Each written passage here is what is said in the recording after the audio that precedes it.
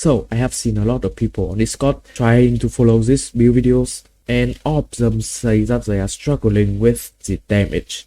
They say that they aren't doing as much damage as the video shown, and they don't really know the problem. One thing I have to say is this video is very outdated. For example, the mosquito mantle armor was nerfed, so it is no longer a double dip.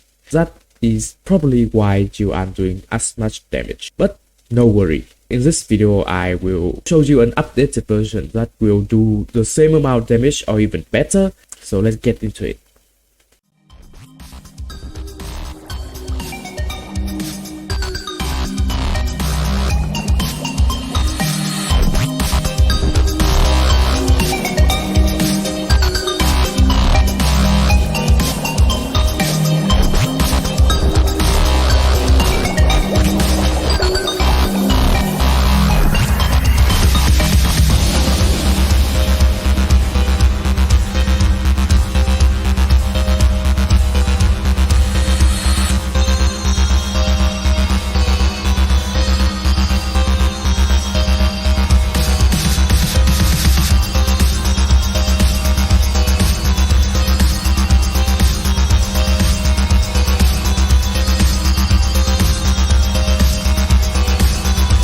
Okay, to not repeat what I have already said in the intro, I made this video not to slander Moxsy whatsoever.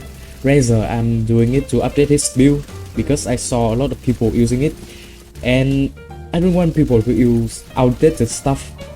Note that this build doesn't use spell shot, rather they use Blightcaller instead. But if you still want to use Stabbo spell shot, I would recommend this big scallion build by Ancient Rune. Link will be down below. I would appreciate if you can like and share the video. Sub to the channel if you haven't done that already. The certify will be in my Discord. Link down below.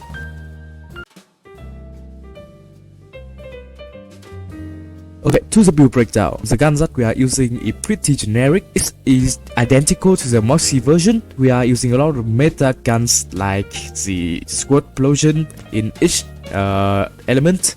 We are also using the Ruby Spite as is the best mobbing gun in the game. We are also using the Riveteer with 9 mag and 5 projectile. Other guns that we can use include the Nightshade, Liquid Cooling and Red Hellion. We can also use a Kettle Drum with 25 projectile, also Crit 2. Last Strike is really nice if you're able to soak enemy. The enchantment that you would want on your gun is the From the Shadow reload. The melee weapons that we are using is honestly it doesn't matter. What is important is a heal mod. You would want either an echo or an ancient heal mod. Moving to the armor, we are using the body rune for survivability and extra fire damage. We are not using the curse width because there are a lot of skills that require your shield to be full. So curse width is not an option here.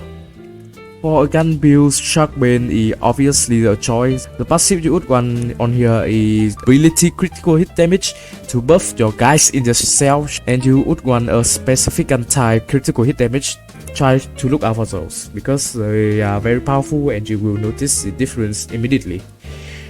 The armor we are using honestly doesn't matter. The thing that really matter is that you get great passive like gun damage, aerial damage. You would preferably want to get a Stabbomancer power 1 as it extends your From the Shadow duration, which is really crucial for this build.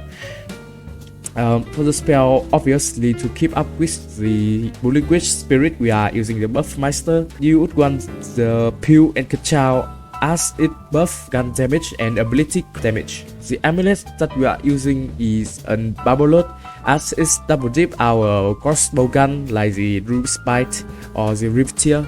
Other than that, we can use a Saski for survivability and Triage for action skill cooldown.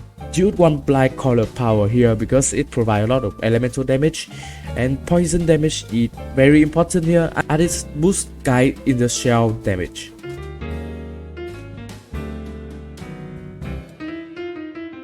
To the skill breakdown, we are using Stabbomancer and Blightcaller with From the Shadow is our action skill.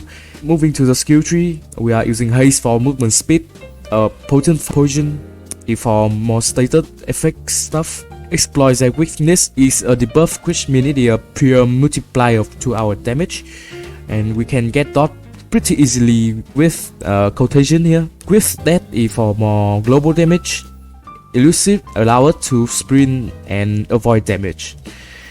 Guys in the Shell is one of the most broken skill and the reason why this build can do so much damage. I would recommend get an armor that can get as much point into this as possible, cause it's just that insane. This skill basically is a double dip to our gun damage, and the fact that we are using from the shadow, guys in the Shell are guaranteed to happen quite often. With Mel for quad restoration, which help our flawless edge, which say the fuller our quad is, the more global damage we will gain, which is huge, as it help our double dipping formulas. Active decays is to buff guys in the Shell and as well as your poison weapons. Aim up is for movement speed and what regen.